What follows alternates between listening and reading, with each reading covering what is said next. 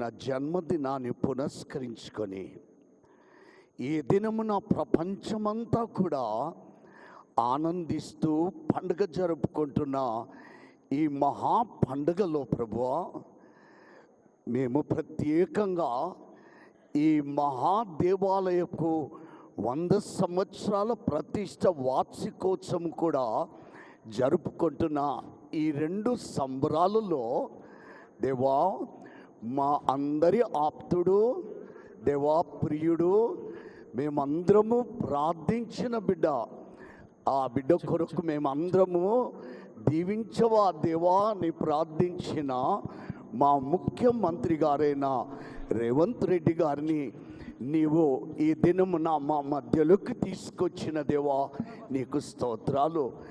ఆనాడు గొల్లల మధ్యకు దేవదూతలను ఎలా పంపించావో ఈ దినమున ఈ దీనులమైన మా దగ్గరికి నీ కుమారుణ్ణి నాయనా ముఖ్యమంత్రి గారిని రేవంత్ రెడ్డి గారిని మా మధ్యలోకి ఒక చక్కని గాబ్రియేలు దూత లేక మాకు పంపించిన దేవానికి స్తోత్రాలు.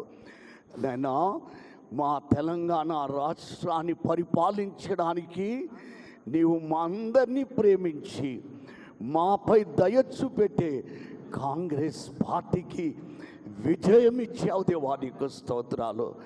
ఆ విజయములో మంత్రులు మా ప్రియులు అందరు ఇక్కడున్నారు, ఎమ్మెల్యేలతో పాటు వారందరినీ ప్రత్యేకమైన ఆశీర్వాదాలతో దీవిస్తే వారు కూడా దీవెనకరంగా వారి యొక్క పరిపాలనలో ఉంటారు.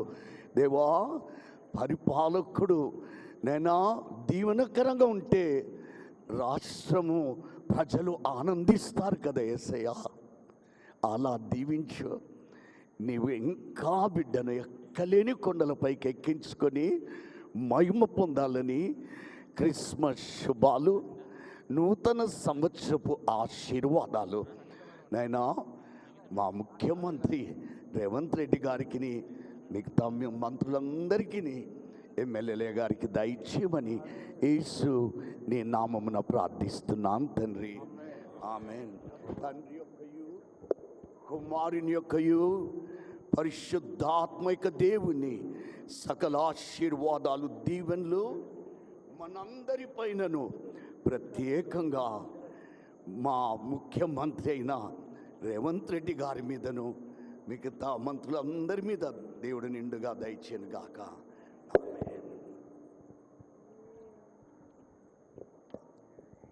యెహోవా నిన్ను ఆశీర్వదించి కాపాడుగాక.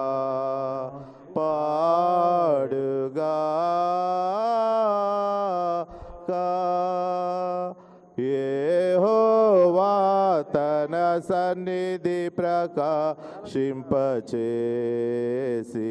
నిన్ను కరుణించుగాక, నిన్ను కరుణించుగాక. యెహోవా